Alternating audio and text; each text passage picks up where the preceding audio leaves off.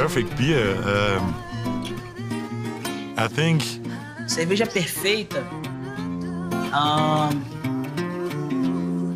Essa é dura. A perfect beer is this beer when you drink. For me, a perfect beer is Essa obsessão pela perfeição, ela é uma coisa do ser humano. Nós tentamos ser perfeccionistas. Então é uma busca incansável.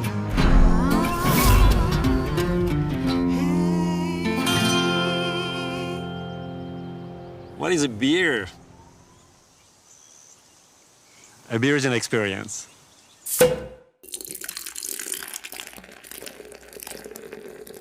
Cerveja é um produto fermentado por meio de levedura a partir de um mosto cervejeiro feito à base de cevada, malte de cevada principalmente e água, com adição de lúpulo. Foram as mulheres que acabaram, por mais que tenha sido acidentalmente, descobrindo a cerveja, e durante muitos e muitos anos a arte dessa fabricação ficou na mão das mulheres. Durante a Idade Média depois, aos poucos, na maioria da Europa, as mulheres foram deixando de fazer cerveja e quem mais começou a fazer foram homens, especialmente os monges. Na Idade Média, o índice de mortalidade teria sido muito maior se não fosse a cerveja. A cerveja, de certa forma, salvou o mundo algumas vezes. Porque a cerveja era segura do ponto de vista alimentar. E daí se estimulou que se bebesse, na Idade Média, muita cerveja para não morrer. Se bebia água, morria. Se bebia cerveja, vivia. A condição era simples, além de muito mais divertida. The first code about quality, etc., was developed for beer. The invention, the discovery of bacteria and vaccines. First, Louis Pasteur wanted to discover what was going on in the magic of beer. So there are many aspects in beer history that put people together. Os egípcios, por exemplo, costumavam tomar cerveja em grandes ânforas, né, uma ânfora comum, com canudos. E a gente vê alguns retratos egípcios, eram várias pessoas ao redor dessa ânfora, cada um com o seu canudo lá e tomando a sua cerveja. Então já havia um espaço comum motivado pela cerveja, por ela ser democrática, por ela ser aglutinadora, né, por ela ser essa coisa de trazer pessoas para a mesa.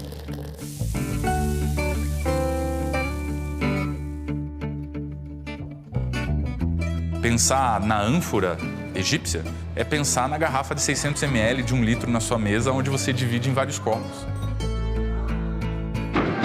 No começo do século XX, a gente começa a esquecer essa cultura cervejeira que a gente já tinha, que era grande, era variada, por conta da lei seca americana, o que influencia muito o mercado norte-americano e faz com que a gente não tenha uma produção de cerveja, uma cultura cervejeira.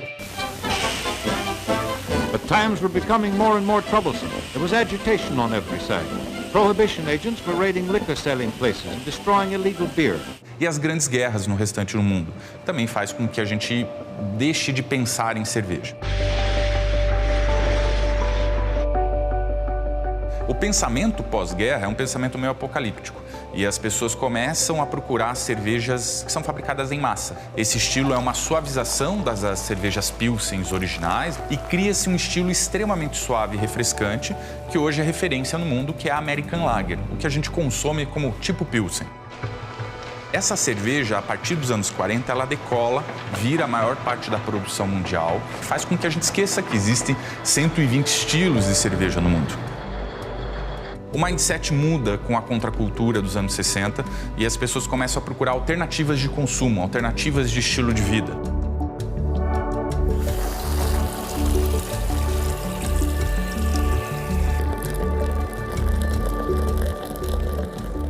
Em 1979, na verdade, o Jimmy Carter permite que as pessoas voltem a fazer cerveja em casa e isso faz com que os homebrewers, né, nos Estados Unidos comecem a se organizar em associações de cervejeiros. E aí, uma vez que você faz em casa, você tem muito mais liberdade de testar, de inventar, de colocar um ingrediente diferente. E deu no que deu. 20, 30 anos depois desse movimento, na década de 90, esse movimento começou a explodir nos Estados Unidos, a crescer muito. And there's a beer for nearly every taste, every consumer. You know, if someone wants to have it more bitter, or someone wants to have it more fruity, or more citrusy, or more herbal aroma. So there's really a huge selection, and I think that, opens up the possibilities. So the consumer gets educated about what is beer, that in the past they saw wine as something noble, and now you see that more and more people start to understand that beer is actually also a very nice product and a very complex product, and that you can enjoy it at much more occasions than only in a bar, for instance. Also during a meal or when you're at home and you want to enjoy in the evening a beer, it's better to taste maybe a specialty beer than a lager beer. So that's a great movement, I think, overall. Os Estados Unidos fazem isso ao mesmo tempo em que eles revitalizam a cultura da cerveja no mundo.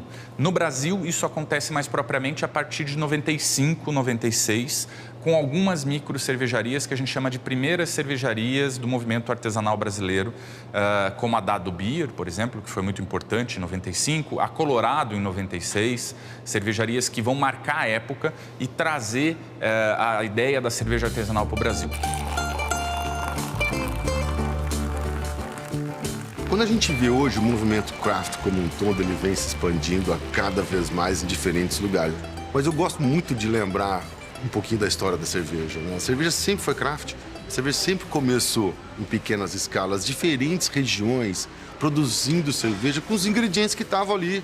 O mundo craft é aquele mundo que faz com que o mundo cervejeiro da diversidade ande cada vez mais para frente e acaba impulsionando todas as cervejarias, independente do tamanho, do volume.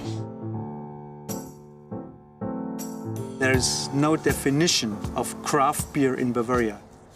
When I get a good bottle of beer or a good beer from tap, I don't ask which brewery produced that and belongs this brewery to a big one or not. I want to have a good, tasty and interesting beer. How do you select your raw material? How do you think about your time in the cellar? How do you think about quality? This is the craft thinking, not how do you or how much do you produce or how many people are working in your brewery. O futuro da cerveja, sem dúvida nenhuma, é esse movimento crescente de diversidade, eu tenho certeza. Tá? Mas eu também tenho uma grande certeza que a preferência atual, que são as cervejas mais leves, mais claras, elas sempre terão seu espaço. Porque ela é simplesmente a evolução desses 12 mil anos de história.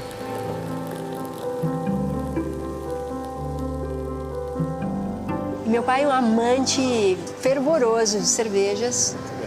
E algumas cervejarias começavam a me convidar para desenvolver receitas, diferentes estilos. E fui apresentando para ele, olha, essa tem um pouco mais de lúpulo, essa tem um pouco mais de malte, notas assim, notas assadas. E ele me ouvindo e orgulhoso, e lá no final ele falou para mim, tá, muito interessante. Mas será que a gente pode tomar aquela boa e velha cervejinha gelada?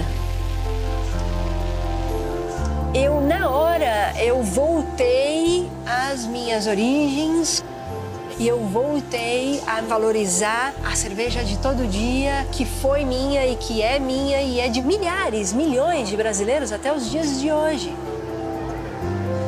Então, o fato de nós termos cervejas de muita acessibilidade, para mim, é de uma grandeza enorme. Da cultura das cervejas, vista dessa forma ampla e dessa forma democrática.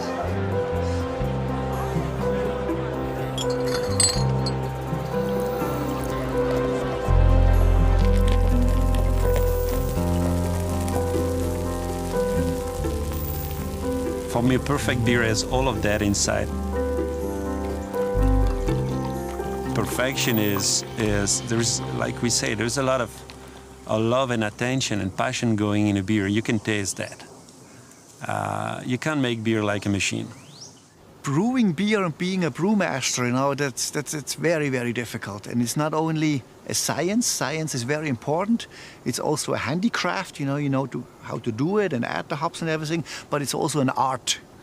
And you know, a brewmaster is like a good chef. Enquanto o chefe de cozinha ele consegue testar uma receita em 2, 3 horas, que é o tempo de preparo, de cozimento, o mestre cervejeiro não.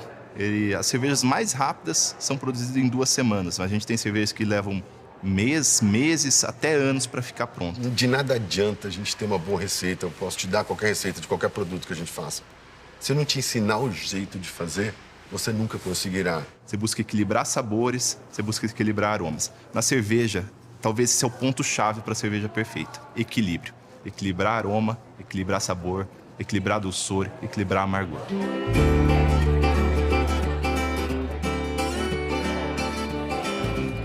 I don't know where is the perfect beer.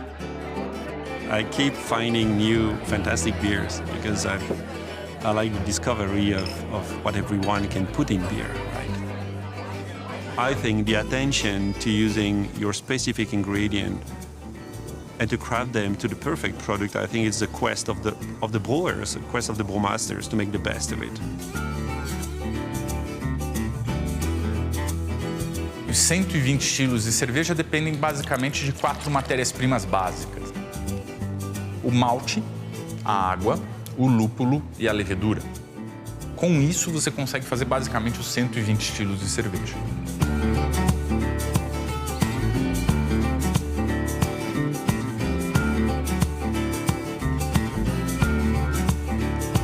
Eu acredito fielmente que o malte é a alma da cerveja.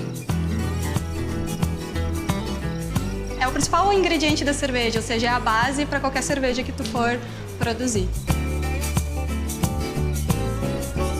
Nós produzimos malte pale, que nada mais é do que o malte pilsen. Então, um malte de cor muito clara, que é justamente o malte base utilizado em muitos tipos de cerveja. O processo malteiro e o processo cervejeiro, eles estão intimamente conectados. Quando tu primeiro idealiza qual que é a cerveja que tu vai produzir, tu precisa, em primeiro lugar, entender qual que é o corpo que tu espera dessa cerveja. Então, em cima dessa decisão é que tu vai definir qual que é o malte que tu vai usar e qual que é a proveniência desse malte. Ou seja, esse malte ele é escuro, ele é claro, ele é de trigo, ele é de cevada. A primeira vez que eu fui visitar uma maltaria, eu realmente fiquei impressionado com a quantidade de tipos específicos de malte que podem existir.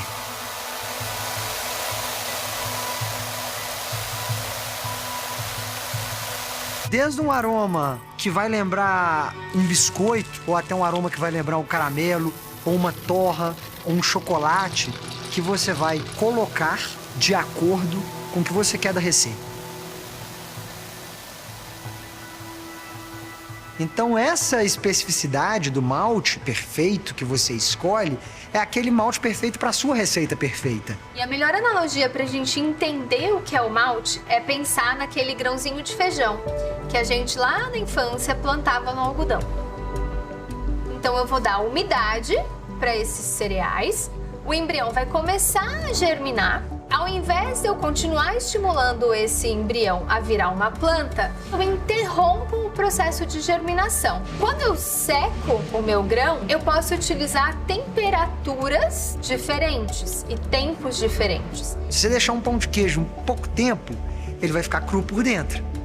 Se você deixar ele no tempo certo, ele vai ficar com aquela crostinha boa. Se você deixar ele muito tempo, ele vai ganhar uma torra. Se você deixar muito tempo, ele vai ficar queimado. No malte, é a mesma coisa. Então, por exemplo, quando tu for produzir uma cerveja clara, uma Brahma, uma Boêmia, uma Bud, tu vai precisar de maltes com esse tipo de característica, ou seja, características de cores mais baixas, sem torras excedidas, que vão te gerar apenas aquele aroma e sabor do malte específico em si. Esse desenvolvimento por aromas, por sabores, processo de criação, está tudo atrelado à produção da cerveja, produção de uma cerveja perfeita. O cereal, na verdade, ele vai dizer um pouco da característica final da cerveja, né? Pode ter o puro malte, que é uma característica mediana de corpo, você pode ter mais encorpado com trigo, aveia, centeio, ou menos corpo, né? Mais leve com milho e arroz, por exemplo.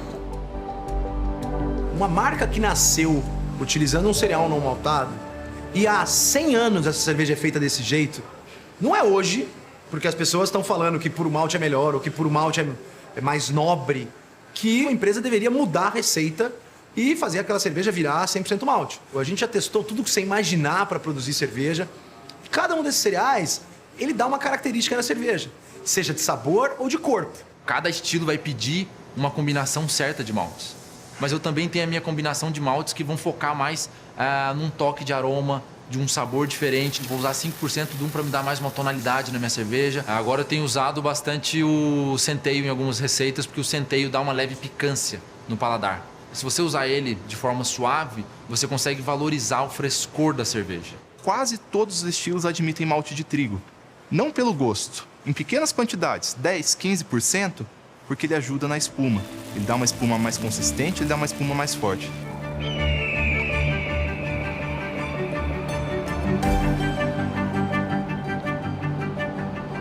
Então, várias coisas foram se desenvolvendo com adjuntos, por exemplo, milho e arroz para inserção de açúcares. Várias cervejas famosas, Rodenbach, por exemplo, etc., usam arroz, por exemplo, usam milho nas suas receitas. Né? E o adjunto não é um vilão da história. A cerveja também depende do processo pela qual ela é feita. Pode fazer uma ótima cerveja com adjunto e uma péssima cerveja por malte.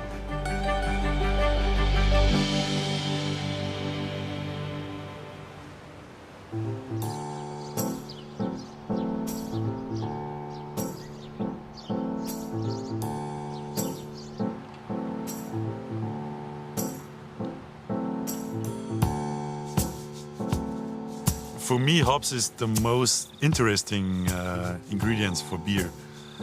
Malt is very interesting, of course, but it makes just the body, you know? And with hops, you can change so many things, you know? You have so many varieties, so many different flavors. I grew up here in the Hallertau. Yeah, it's a feeling when you wake up in the morning and you look out the window and see a hop field. It's always a good feeling. We are here in Hüll, Walnsach, which is really the heart of the Hallertau region. And the Hallertau region is still the largest hop growing area in the world. Documents go back to the year 700, 750. We can document that hops was grown here already. They have been growing hops here for over 250 years. And over 80% of the production is actually exported around the world. Only 20% about stays in Germany. So it's really growing hops for the entire world here.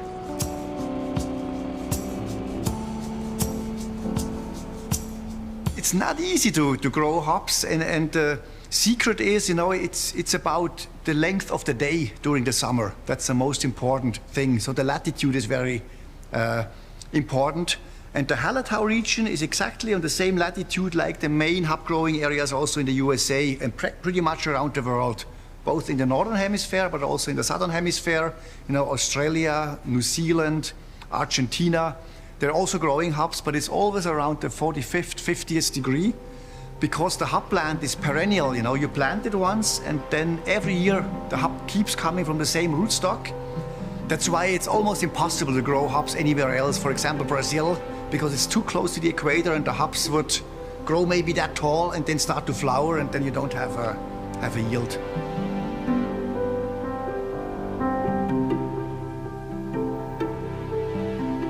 So we are in a nice mature hop yard here, very close to harvest. Everything you see here are female, because only female plants produce those cones. And those cones really contain the brewing value. And if you open them up, you see this yellow powder, and it's very nice, dark yellow, almost a little orange. That's a sign that the hop is really mature. And when you rub it, so the lupulin glands break, then you get the full aroma. Ah, beautiful. And you know, in the Middle Ages, it was really not hops, so brewers used other stuff, some berries, some barks, some things were even almost poisonous and they were not good. And then finally, you know, hundreds of years ago, they found that hops is preserving the beer. This was the main reason to start using it, but also that it's adding those beautiful aromas and bitterness to the beer. Hops is like a little bit the seasoning, the spice, you know. You only add very small quantities, like a good pepper on a steak, you know. You add little, but it has a big impact on the quality of the end product of the beer in this case.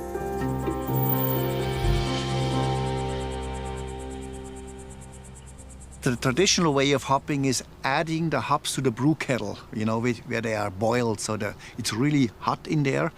And the heat is needed because, you know, the alpha acids which make up the bitterness in the hops, they are actually not bitter. Only if they are transformed into isoalpha acids, then they add bitterness to the beer. And that's why you add usually the hops into the brew kettle, to get this conversion and the bitterness into the beer. The problem is that the other important component in the hops, which are the hop oils, they make up the aroma, they're extremely volatile.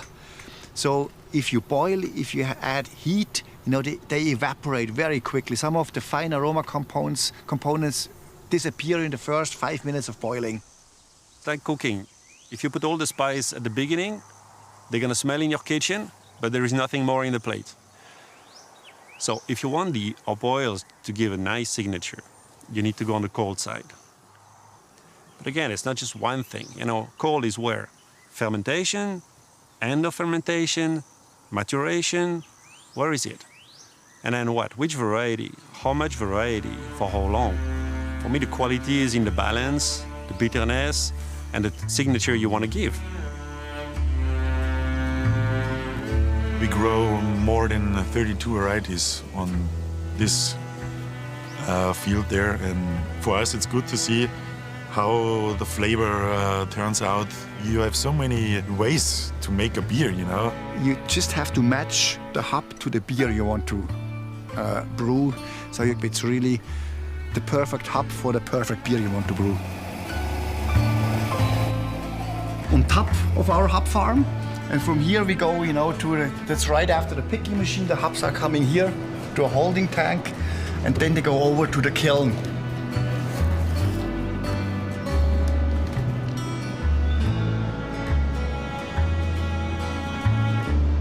So this is the conditioning chambers here. In here you see the hops already spread out, and then we're circulating cool air from the bottom through the hops bed. And now we need to drop them into the conditioning chamber so we can add some moisture and some air back to the hops. So then they are perfect and can be put into the bag and then brought to the cold storage warehouse.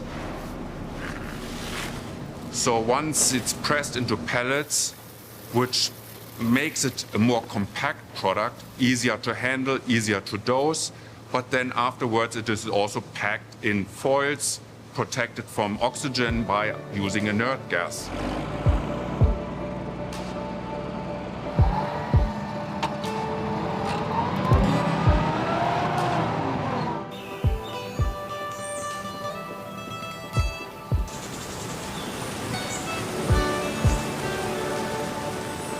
A água é muito importante para a cerveja. Mais de 90% da cerveja é água. Então, se eu tiver uma água ruim, eu vou ter uma cerveja ruim. Se eu tiver uma água boa, eu vou ter uma cerveja boa. A água ela tem basicamente minerais e diferenças regionais. Então a gente pode falar para a cerveja basicamente uma perspectiva de água dura e água mole. Água cheia de minerais e água pobre em minerais. Hoje tem basicamente 6 minerais importantes para a cerveja dentro da água. E desses minerais, 2 têm importância no sabor: cloreto e sulfato. Sulfato deixa a água mais amarga, então geralmente feito com cervejas com lúpulo. Ressalta amargor, deixa o amargor mais gostoso. Cloreto é ao contrário, ele ressalta a dulçor, ele deixa a cerveja mais doce. A fonte de água foi importante até para desenvolvimento de estilos de cerveja. A Pilsen na República Tcheca nasceu em função das características da água, de ser uma água bastante leve, ou a cerveja escura de Munique, a Munique Dunkel, também era cerveja durante muitos anos, porque a água de Munique é uma água muito dura, ou a água de Burton, na Inglaterra, também uma água muito rica em sulfatos, que auxilia na valorização dos aromas de lúpulo e do bom amargor, e aí lá é que surgiram as grandes IPAs. Então, a característica da fonte de água foi crucial para esse desenvolvimento.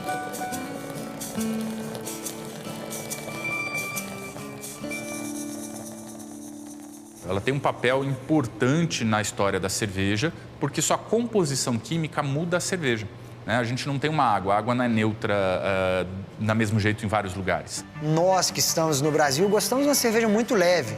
Então, basicamente, o nosso sabor, ele precisa de uma cerveja bem mais leve, refrescante, que uma água que seja muito, muito simples da gente compreender. Não pode ser uma água com muitos ingredientes, porque senão a gente percebe no sabor e a gente não bebe a cerveja na mesma quantidade e prazer que nós beberíamos aquela cerveja que tem uma água bem leve e refrescante. Existe um mito relacionado à água que é bem interessante. Muitas pessoas me perguntam, né? Porque a cerveja de tal lugar é boa, porque a água daquela região é boa. E hoje isso não é necessariamente uma verdade, né? Então, isso surgiu do passado, quando não existia tratamento de água. A água antigamente era um fator que definia muito a produção de uma cerveja, porque antigamente nós não tínhamos condições de tratar fisicamente a água em qualquer lugar do planeta. E a gente precisava de uma água pura, bem feita já na nascente. Essa diferença é uma diferença que o mestre cervejeiro ele pode controlar, com adição de sais ou até mesmo filtragem da própria água, tirar um ingrediente ou outro que existe nela. Perfil mineral muito baixo é muito bom para se fazer cerveja. Não porque perfil mineral baixo é bom, mas porque corrigir é fácil. Porque você simplesmente adiciona o mineral. Ninguém bebe uma água, põe na boca e fala assim, não, essa água é boa ou é ruim. Não, você tem que ter uma parte laboratorial te auxiliando para a produção dessas cervejas específicas. No caso hoje, você consegue fazer uma água ser similar a qualquer água do mundo. A gente consegue trabalhar, moldar a água. A gente tem que pegar os mínimos detalhes, para assim a gente conseguir ter uma cerveja perfeita.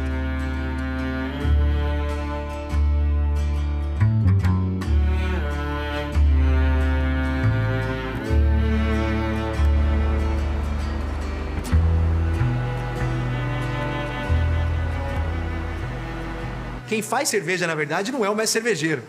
Quem faz cerveja é a levedura. O grande trabalho do mestre cervejeiro é manter a levedura feliz e trabalhando corretamente. O funcionário do mês na fábrica sempre vai ser a levedura.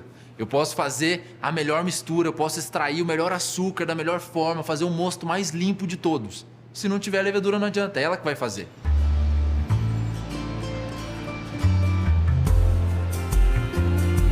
Uma levedura, na verdade, é da família dos fungos.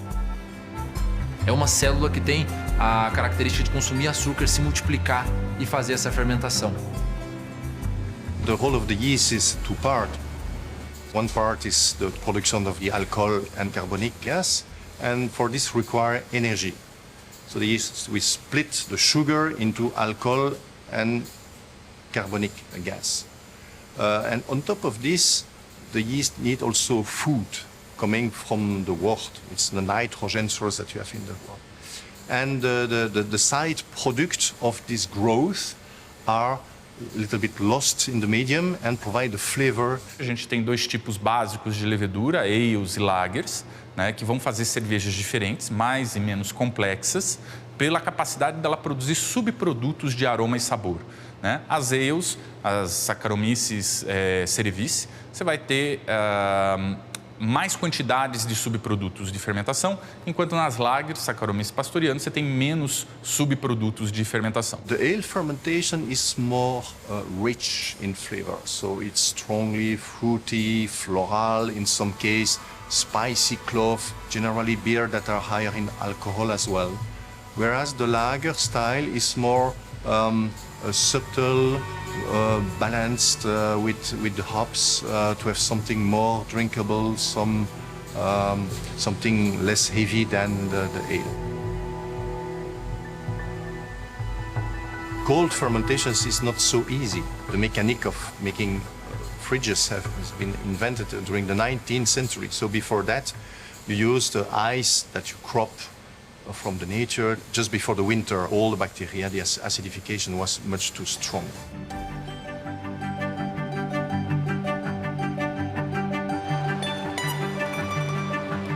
Eu acho que uma das leveduras que eu mais gosto, talvez a que eu mais goste, é a levedura de Leffe. Leffe não é uma cerveja que leva trigo na composição, só que ela te remete a algumas notas das cervejas de trigo belgas.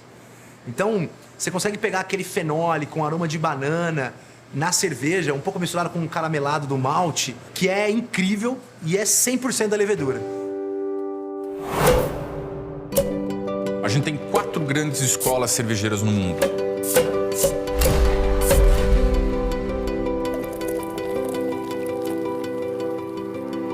A A escola alemã é uma escola muito caracterizada pela fidelidade à lei da pureza alemã. A lei da pureza de 1516, né, promulgada pelo Duque Guilherme IV da Baviera, 1516. Então, só a lei da pureza dos caras já tem 500 anos, né? Essa lei, ela diz basicamente que você tem que ter malte de cevada, água e lúpulo na cerveja. Só isso. Beer is a wonderful product. You know, there are so many products where you don't know what's in there. Beer tastes so good and delicious and a lot of different styles, but you know, it's only water, hops, malt and yeast. That's all, nothing else. Mais tarde, essa lei da pureza vai mudar em 1800. Ela vai incluir a levedura, que não era conhecida na primeira lei, e vai incluir malte de trigo e outros cereais como centeio também. Beer is cooked, beer is boiled, so every microorganisms are dead, and beer was more healthy when you don't put anything in it and be strict to what comes in the beer. And the second reason was they want to protect wheat as a baking grain, so they wrote down in the law that they have to use barley for brewing beer. And the third thing, they want to earn money out of the taxes from beer, and they want to control the beer production in Bavaria, so they see what can we get out of our taxes from beer. Você pergunta para o alemão de uma Witbier belga, né, cerveja com casca de laranja e semente de coentro, ele vai dizer isso não é cerveja.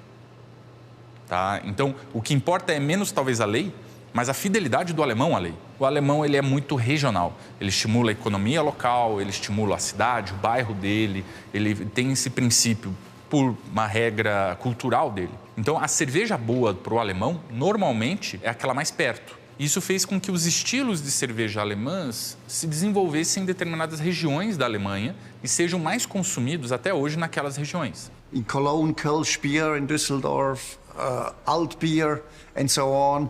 Here a lot of dark beer in Bavaria in the early days, and then lager beers, wheat beers, then Pils more in the north.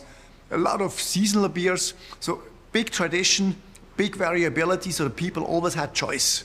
This attention to local ingredient and to making things right with what you can find around you, I think really shaped the culture, shaped the beverage, and shaped the attention to quality of ingredients. Eles evoluíram com muitas técnicas e eles difundiram essa cultura ao redor do mundo, principalmente com as imigrações alemães que fizeram a cerveja nos Estados Unidos, fizeram as cervejas no Brasil. Eles conseguiram ter um malte de cevada da melhor qualidade, lúpulo da melhor qualidade, porque eles só podiam usar aqueles 4 ingredientes. Mas mesmo assim, são mais de 40 estilos de cerveja na escola cervejeira alemã, desde as mais delicadas até as mais profundas e complexas. A escola alemã vai trazer um contexto de uma Eisbock, por exemplo, que é um método que você faz a cerveja por congelamento. Então você pega uma Doppelbock, tá? Você vai congelar essa Doppelbock e vai tirar o gelo. Sobra basicamente álcool e sabor. Esse é um método super tradicional alemão, mas que está dando origem a cervejas super modernas, de alta concentração alcoólica, que são super interessantes. Que as pessoas estão começando a brincar com isso novamente agora. Então tá aí uma característica alemã, uma cerveja que não fere a lei da pureza, que está sendo super inovadora e super trabalhada, né? Para mim, Pilsen efetivamente foi a cerveja que disruptou o mundo da cerveja. Porque simplesmente demorou 11.200 anos de amadurecimento, de conhecimento, de tecnologia, de ingredientes, de domínio de processo, principalmente do uso do frio, para que você conseguisse fazer uma cerveja tão delicada. É muito difícil fazer uma boa Pilsen. Se você quer ver se o cervejeiro é bom mesmo, pede para ele fazer uma Pilsen. Por quê? Imagina numa cerveja neutra. Para eu identificar o defeito, é muito mais fácil. É que nem fazer um carbonara muito bem feito. Você tem 3, 4 ingredientes. Ele precisa ser perfeito. Senão vai alguma coisa escapar. Os próprios alemães, eles também estão interessadíssimos em todas as outras possibilidades que o mundo da cerveja oferecem e eles são consumidores disso também. Even here in Bavaria, slowly some breweries are opposing it. And they want to have more freedom. They don't want their hands to be tied, you know, to only this. They would like to do what the Americans can do, what the South Americans, what the Asians can do. Para eles, na época, era uma lei importante, mas que, na verdade, se a gente seguir ela, a gente perde uma gama de criatividade gigantesca, porque quando tu olha justamente a escola belga, que é uma das escolas mais famosas de cerveja no mundo, ela é famosa desse jeito justamente pela possibilidade de tu adicionar o que tu quiser.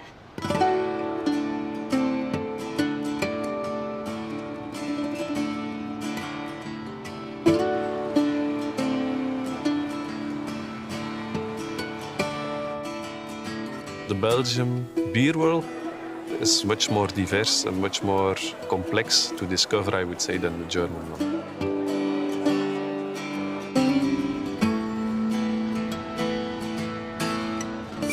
Quando você vai na Bélgica, né, e você começa a aprender, por exemplo, sobre os chocolates belgas, você abre uma caixa de chocolate belga, cada chocolate ali é uma explosão de sabores completamente diferente da outra. E a cerveja da Bélgica é mais ou menos isso também. É a escola da diversidade. É a escola de cada experiência, é uma experiência diferente. Desde novos ingredientes, novas maneiras de se fazer. Que tem, assim, uma personalidade muito especial, né?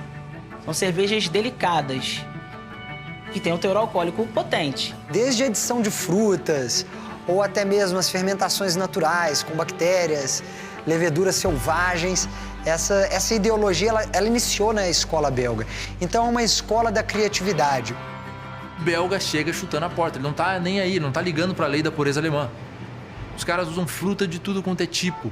Ele quer fazer cerveja na fermentação espontânea, ele quer deixar ali fermentando a temperatura ambiente, então ele não tá se importando tanto com regrinhas. Ele quer usar o que ele quiser. They were open to a lot of different ingredients, styles, processes to use than, for instance, in a more traditional beer culture as Germany.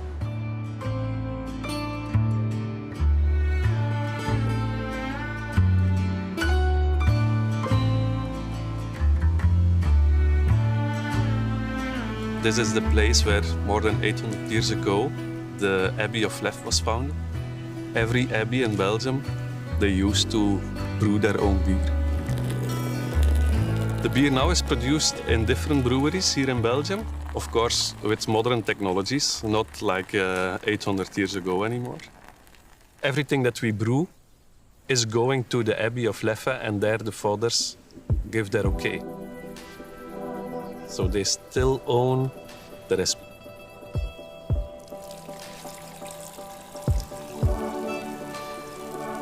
Within Leffe, and that's what I like so much, is that the fathers are very open for new innovations as well. We have, for instance, a fruit-flavored beer. It's not that well known outside of Belgium and France, but it's a big success because exactly it's what people are looking for. They want to taste and to try new beers. So within Leffe, even with its history, we can try to bring in some new innovations. As from when I started to drink beer, I was not working for our company yet. But for me, Leffe was always there and was always in my fridge. Então a gente fala que se você procura alguma coisa inovadora em termos de cerveja, você encontra na Bélgica. We have special lambic production. Lambic is a sour beer which can only be produced in that valley where we have the microorganisms to really make sour beer. As lambics são cervejas de fermentação espontânea, cervejas que são feitas a partir de um mosto cervejeiro que é exposto ao ambiente da cervejaria e ao ambiente externo e caem lá espontaneamente leveduras e bactérias diversas. Já foram encontradas mais de 89 micro-organismos numa alambique. Also here in Belgium we did a lot of research on the shape of the glass and the influence of the taste, and we know that this glass has a good combination with the taste and the flavor of Stella, so it gives the optimal consumer experience when you drink Stella out of this type of glass. The way it looks, it has an influence on the experience you have of the tastes. Stella that is produced here, it's consumed here, of course, on the Belgian market. But next to that, we have also a lot of export of the beer, actually, towards, for instance, France or the United States.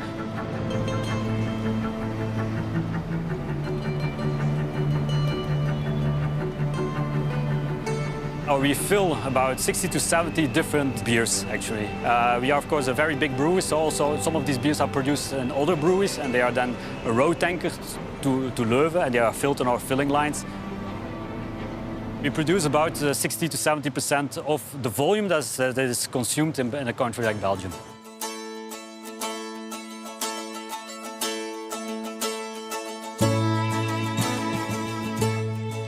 A escola inglesa é uma escola mais marcada pelas cervejas mais escuras, mais carregadas, né, sensorialmente falando. São cervejas um pouco mais pesadas em sabores.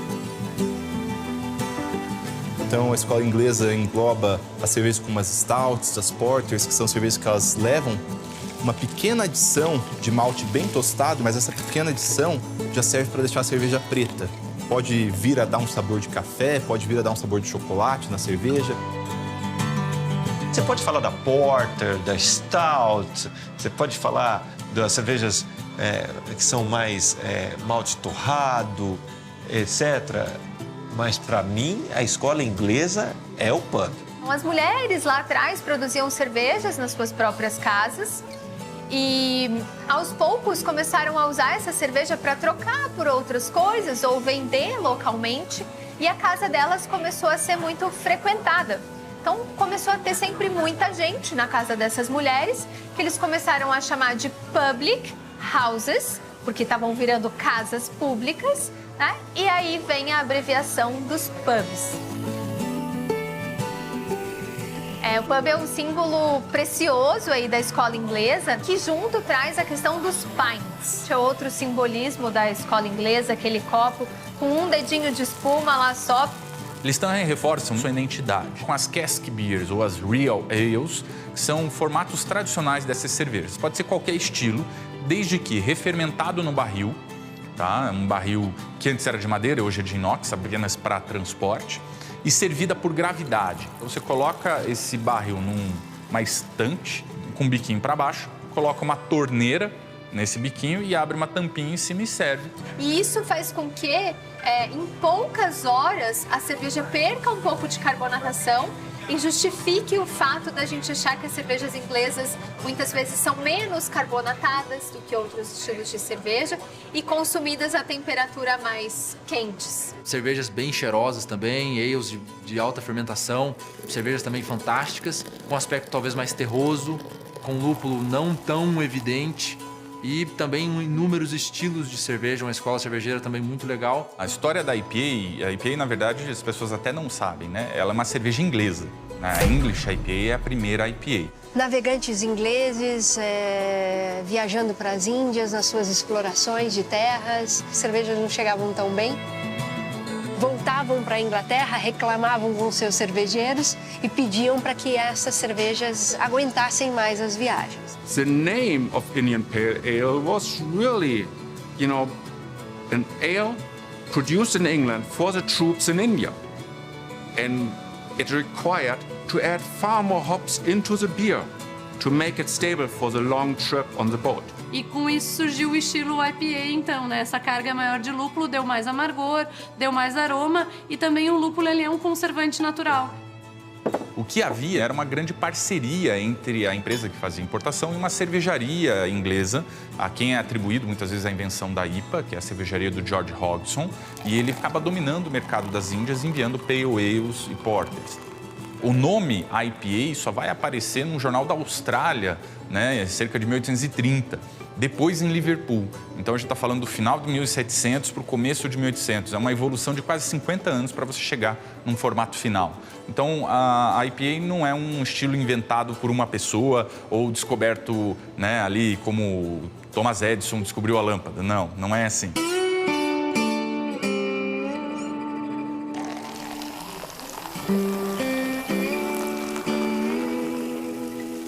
A escola americana é a única do Novo Mundo e é aquela que vem, a partir dos anos 70, se destacando. A gente fala de uma escola caracterizada por exageros, em grande parte, muito álcool, muito amargor. Eu falo na escola americana, eu penso numa montanha-russa.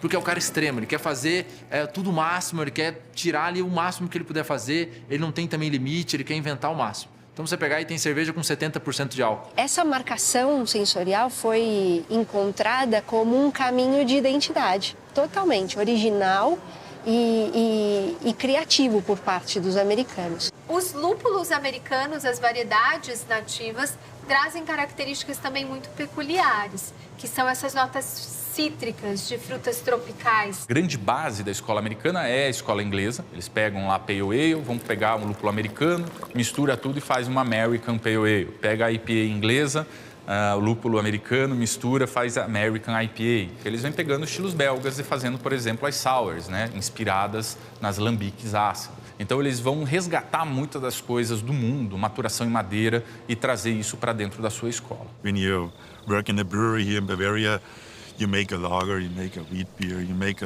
maybe a fest beer or something for a special event, and the Pilsner more on the hoppy side, but in the US, they have everything, you know. And even the quality, I was so surprised that the quality is so good there. You know, a bunch of small breweries are playing around, experimentals, and the quality, like, okay, interesting, but there are so many good breweries over there, and I was very surprised. Yeah. Tem muita gente que faz cerveja em casa lá nos Estados Unidos, isso que é legal. Tem muito homebrew. Então isso muda o mercado. O país, o lugar que tem muita gente fazendo cerveja em casa, acaba mudando o mercado no geral. Eles fizeram um estudo que o americano comum mora no máximo a 10 milhas de uma cervejaria nos Estados Unidos. Então esse senso de drink local, de comunidade, é muito forte nos Estados Unidos. Isso acontece tanto porque as pessoas se identificam com as cervejas e com as marcas. A escola americana tá vendo o que o belga tá fazendo, o que o alemão tá fazendo, o que o inglês tá fazendo, e todo mundo tá se comunicando, interagindo com isso. Porque, eu vi que o cara fez uma Brut IPA lá nos Estados Unidos. Falei, Brut IPA? Eu não tinha pensado nisso. Por que não fazer também? Por que não tentar fazer uma aqui? O que é esse estilo? O que esse estilo pede? E aí vai abrir a minha cabeça, a minha mente para talvez criar também uma cerveja nova.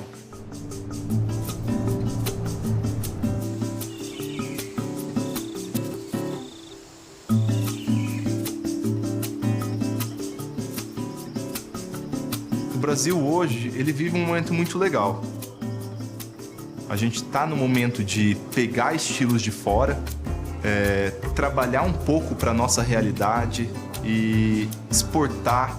Agora, esse ano, a gente colocou o primeiro estilo de cerveja brasileiro como teste no BJCP. Então ele vai ficar lá, e se isso começar a se disseminar no Brasil e no mundo, se alguém de uma escola americana começar a fazer uma Catarina Sour, é uma prova de que realmente Catarina Sour pode virar um estilo. A Catarina Sour, ela é um novo estilo brasileiro. Começou lá na Alemanha essa história. Antigamente eles faziam uma cerveja alemã que eles paravam o processo no meio, e nesse parado processo a cerveja ela acabava acidificando. Existem bactérias na casca do malte, a mesma bactéria que vai no iogurte, por exemplo. Ela começava a consumir o açúcar do malte e transformar esse açúcar em ácido. Aí a cerveja ela deixou de ter amargor e passou a ter só acidez. Essa cerveja ela ficou muito ofuscada por muito tempo. Por dezenas de anos ninguém se falava mais nela. E aí, simultaneamente, tanto no Brasil quanto nos Estados Unidos, começou um movimento de, no fim da fermentação, quando a cerveja está terminando o processo, adicionar fruta. E aí eu mantenho as características de acidez, tanto lática da cerveja quanto das frutas utilizadas, mas com muita presença do aroma e sabor daquela fruta ou daquela mistura, né? Como eu já vi maracujá com manjericão ou outras combinações, né? Ressaltando a presença, eu acho que justamente dessa brasilidade na questão da fruta e da refrescância. Porque o brasileiro é muito criativo. Eu vejo que a galera tá buscando novos condimentos, usando, jiló, cenoura. Como assim uma cerveja com legume? Enfim. Então, assim, eu vejo muita inovação. A galera muito criativa, trazendo novos elementos para a cerveja. Então, quando você toma uma cerveja nossa, ela é uma IPA. Ela é uma IPA com rapadura. Ela não é simplesmente uma cream ale, é uma cream ale com graviola. E o que é legal é que a gente sempre costuma brincar que o Brasil tem uma biodiversidade incrível. Tem pesquisas em andamento, acho que é um campo para se evoluir muito na questão de leveduras brasileiras também, né? De leveduras que são extraídas aqui do nosso bioma regional e que podem trazer aromas, sabores inusitados que tragam mais a nossa cara. Então eu acho que esse é um ótimo caminho. No Brasil mesmo, a gente está utilizando muita levedura que o pessoal também traz da cachaça. Então dá pra gente utilizar também na cerveja, que dá um subproduto fantástico. Eu falo muito mais da escola brasileira de cerveja como essa escola de cervejas leves, extremamente atrativas, com muita drinkability. Eu acredito muito mais nessa pegada para ter um estilo de identidade muito brasileira. No Brasil, a gente tem o prazer de tomar um produto que no mundo afora não tem tanto como a gente aqui, que é o chopp, que é extremamente fresco e ele é consumido de uma forma diferente aqui, com espuma cremosa, que faz parte do líquido. Para mim, uma das minhas paixões nacionais. Assim. Um chopp muito bem tirado é gratificante, né? Você receber um colarinho bem tirado, uma cerveja sem aditivos, né? Uma cerveja fresca. Um chopp é diferente de uma cerveja. Um não foi cozido, o outro passou por um tempinho de cozimento. Ele não passa por um processo chamado de pasteurização. Então, por isso que ele tem uma validade menor. Como ela tem que ser consumida com 15 dias, você consegue se beneficiar do maior frescor possível do líquido. Essa é a principal diferença. Agora, isso é a coisa mais importante do mundo, ter uma escola brasileira de cerveja? Não é. Não é. O que é mais importante é a gente oferecer cervejas com experiências sedutoras. Isso é mais importante.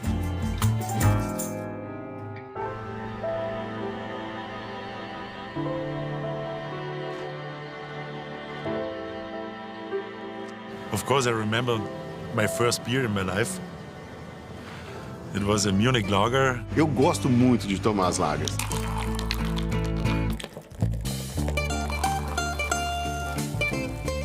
Eu digo que a minha cerveja perfeita é como ouvir música.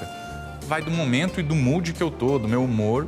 Eu estou num momento mais rock and roll, eu vou para uma Imperial IPA. Eu estou num momento mais light, eu vou para uma sour. I love those light beers. You know, a Budweiser, even better for me, a Bud Light. Eu, como consumidor mesmo, tem hora que eu quero tomar uma cerveja leve, um chopp. Pra mim, o chopp Brahma com aquele colarinho que tem tudo a ver com o malte que eu produzo, é perfeito. Tem hora que eu quero uma cerveja que foi envelhecida em barril para harmonizar com o prato que eu cozinho à noite em casa. I like, for example, a Hoegaarden, because it's a very refreshing beer. It's called Flower Power from the East Coast. It's a pale ale. It was my first pale ale when I came to the States. And this moment in my life is Leffe. 10 years ago, it was Leffe. And 15 years ago, when I started to drink beer, it was Leffe.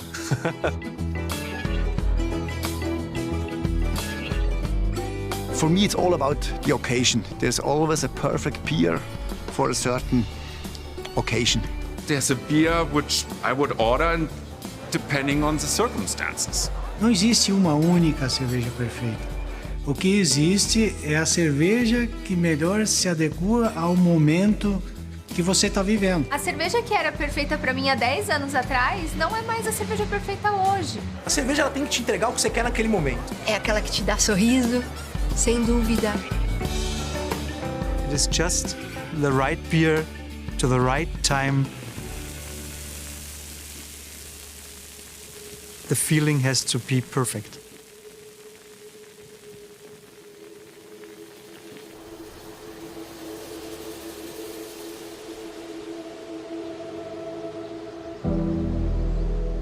Se eu falar de cerveja perfeita, eu tô sendo hipócrita, porque a gente sempre está buscando maneiras de melhorar uma cerveja. A melhor cerveja que nós vamos fazer ou que nós já fizemos é sempre a próxima. Eu fiz a cerveja, ficou exatamente do jeito que eu queria, ela é perfeita, mas e agora? Eu acredito que a cerveja perfeita ainda tá para ser feita.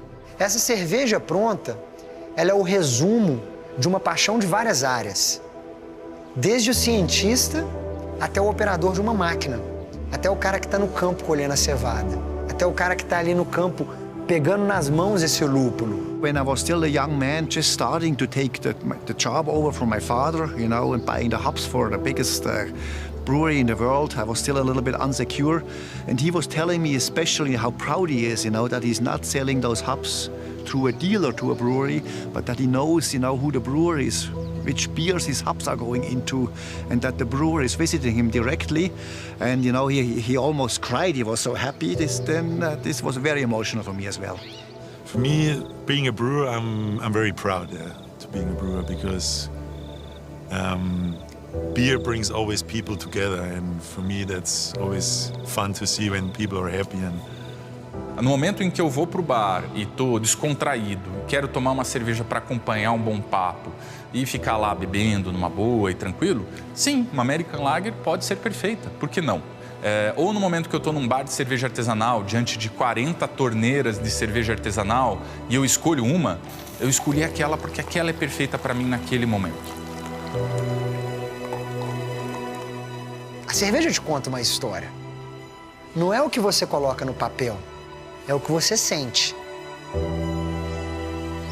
The journey is probably more important than the end game, I don't like to reach the destination. I like the journey, right? So it makes a journey an education journey, a passionate journey, an encounter journey. You meet people, and I think the journey is probably more interesting that I got the perfect beer, right? There is a good example for that. The Gose are salty beer, literally really salt, like for cooking. The first time I had a Gose was in the United States, and I taste the beer and I feel like, yeah, okay, it's a beer with salt. I mean, the sky is the limit. Where do we stop? And then I find another Gose somewhere else, and I feel like, hey, Gose is something. Let me figure out what is a Gose, really. And I realized Gose is a style from Germany, from the town of Goslar. Goslar. Oh, it's not a made-up thing. It's not a crazy exploration invention. So there is history. It's kind of gone from Germany, gone from Europe. You don't find it. But someone found back a recipe in US for like, okay, what is it about? Why is it salty now? These guys in the 17th century were making beer like everybody in barrels. And a barrel, in a wood barrel, when it goes empty, if you don't refill it, it gets moldy. And these guys, before Louis Pasteur, so before anybody knows about yeast, etc., they figure out if you put some salt inside the barrel and we roll the barrel, and we don't have, the barrel remains good, meaning that the beer they would put inside would become salty. So it's not like, oh, let's put some salt in beer. It's like, there is a story, there is something behind. So now there is a reason why it's called a Gose, and there is a reason why it's salty. Revive an old tradition, revive a piece of history, bring it back to, hey, that's part of our culture. Let's not forget it. So it makes something very different. For me, the beer tastes so much better when I know the story of the beer, because it makes it personal. It makes like, oh, now I get it. It's not about describing what I like, what I don't like. Suddenly there is something in the back of it, and someone is telling me a story, and a true story, a meaningful story. Sometimes it's not perfect from a taste perspective. There are some faults, technical faults, etc. But the story and everything that was put into the beer makes it like, wow, this is awesome, I love it. It's not just intellectual. You've seen something, you've heard something, you're in a place, maybe there is music on top, there is a mood, there is something. And your brain is making the final impression, the final enjoyment. And some of these best beer are this moment where it comes together. Yeah, that's what I would call the perfect beer.